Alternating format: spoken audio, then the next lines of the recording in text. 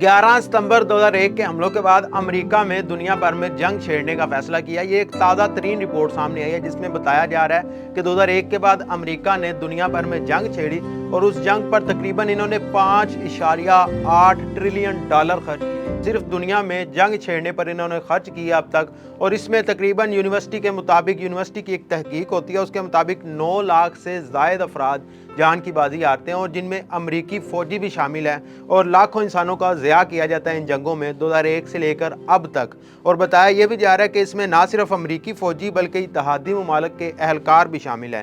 اس سے نہ صرف مالی نقصان ہوتا ہے بلکہ صحت کی بہت سی سہولیات بھی متاثر ہوتی ہیں، اور خوراک اور ادویات کی قلت بھی ہوتی ہے، جس کی وجہ سے 45 سے 47 لاکھ لوگ مر جاتے ہیں۔ ان جنگوں کی وجہ سے سب سے زیادہ متاثر ہونے والا ملک عراق ہے، جس میں 3,15,000 سے زائد لوگ ان کے مارے گئے ہیں، اور ان میں 2.25 لاکھ کے قریب عام شہری بھی شامل ہیں۔ دفاعی تجزیہ کاروں کا یہ کہنا ہے کہ امریکہ نے ان جنگوں کی وجہ سے نہ صرف مالی نقصان پہنچایا ہے بلکہ دفاعی لحاظ سے بھی اور سیاسی لحاظ سے بھی ان جنگوں کی وجہ سے بہت سے نقصان پیدا کیے ہیں۔